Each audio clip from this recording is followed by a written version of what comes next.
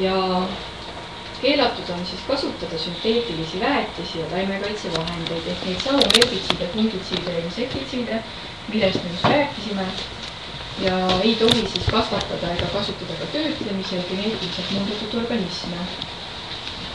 Nüüd, kui see toodang on olemas, siis ained, mida tohib lisada töötlemisel, on väga rangelt reglementeeritud. Ehk kui neid tavatööstuses kasutatavaid aineid, e-aineid oli kuskil vist 300 ringis millal käib kindel rohkem. Nimeks ega koha? Kuidas? 900-ga. 900-ga. Tähendab, 100 ja 200. No aga neid ei ole kõik igasugused. Minu teada on kusagil 300 ringis. Siis mahepõllumajanduses on neid umbes 50 ja need on siis see ohutum osa nendest veedest, eks ole, need mis, seal hulgas on ka need tavalised keedusoo ja need sellised lisandid. Ja lisaks on siis täiendavad nõuded loomade tervise ja heaolu tagamiseks. Ja mida mahepõllumajanduses siis tehakse, et kuidas selle tootmisega hakkama saadakse? Et kõige olulisemad on külvikord ja viiavaheldus, ehk siis maa on jaotatud siis mitmeks selliseks osaks, kus kasvavad erinevad kultuurid ja jälgitakse, millisele viiale mis kultuur siis järgneb, et nad omavahel ka sobiksid, nii et neil ei tekiks mingisuguseid, sellest järjestusest ei tekiks siis suuremat tõenäosust mingite kahjurite või haiguste levikuks ja samamoodi jälgitakse, et milline kultuur siis kui palju mullaviiakusest endaga kaasa võtab ja sellega pannakse paika selline mõistuspärane järjekord ja vastavalt sellele lisatakse vahepeal väetisi. Mullaviiakust tagatakse orgaaniliste väetistega, samamoodi on võimalik kasutada looduslikke mineraalväetisi.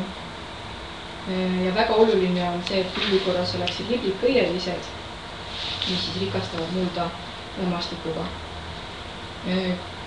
Soodustatakse mulla bioloogilist aktiivsust, seda nii nende eelnevalt kirjeldatud võtetega kui ka sellega, et mulla harimine ei ole võib-olla nii agressiivne kui tavatootmises enamasti on. Ja haritakse sobivate meetoditega optimaalsel ajal. Valdavalt kasutatakse ennetavaid ja looduslikel protsessidel põhinevaid umbrohu haiguste ja kahjurite meetodeid. Ehk siis just see, et kasvatatakse erikultuure, näiteks kasutusel ka segaviljelust. Ehk siis, kas mõningatel juhtudel lihtsalt ribadena siis, et kui ühe kultuuri põld ei ole nii suur ja seal vahepeal kasvatatakse midagi muud, siis kahjurid ei leia kogu seda objekti ülesse. Ja segaviljeluses pannakse ka täiesti segamini mingite teiste kultuuridega, et entomoloogid oskavad selle kohta tuua täiesti teaduslikke andmeid, et kui kahjur läheb põllule ja satub valele kultuurile, siis ta läheb sealt teistpidi ära. Aga kui nüüd see põld ongi ainult ühe kultuuriga kaetud, siis on täiesti selge, et kui ta sinna läheb, siis ta kogu söögi üles leiab. Ja kasutusel on ka mehaanilised võtted, eks ole, elementaarne umbrohu kitkumine ja umbrohu tõrjeks erinevate siis selliste äkete ja seadmete kasutamine. Erilise tähelepanu on loomade tervis ja heaolu. Loomad saavad käituda loomoomaselt, neil peab olema tagatud pääs karjamaale või välialale ja nad peavad saama mahesööta. Ning selle pindala osas ongi oluliselt rangemad nõuded kui tavatootmises, et iga looma kohta on ette nähtud selline arvestatav pindala, mis peab olema selles tootmisüksuses, et siis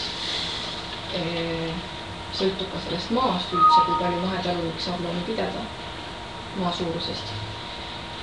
Ja säilitatakse ja soodustatakse elustiku mitmekesisust, sest see on tootmisprotsessi oluline tugi. Ja näiteks looduslikud vaenlased, et kui suurel põllul kemikaalidega hävitada kahjureid, siis hävivad ka nende looduslikud vaenlased ja hävivad juba seetõttu, et nende toiduobjekt kaob täielikult ära. Aga samas võib järgmisel aastal olla siis selline eriti ulatuslik kahjurite rünnak, mille vastu peab jälle enama veel rohkemate kemikaalidega võitlema. Et see on selline asi, mida ette ei nähta.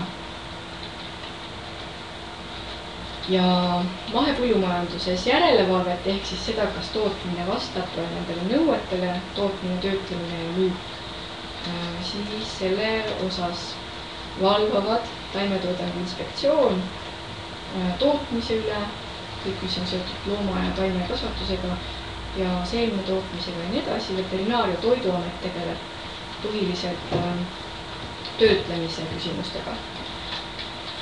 Ja Tarbijakaitseamet siis korrektse märgistuse ja sellega, et kuidas on kauplustes nendele toodetele viidatud. Ja need saadused, mis kannavad mahemärki, on siis kasvatatud nendele nõuetele vastavalt ja see on läbinud üleminekuaja, mis on siis 2 või 3 aastat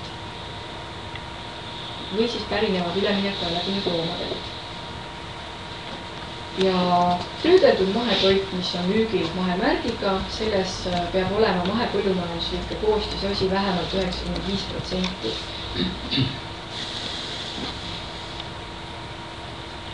Ja see ülejäänud 5% võib siis olla erinevad lisandid, mis on lubatud selles mahepõllumajanduse regulatsiooni lisade loetelus, ehk siis need ohutumad koostisained.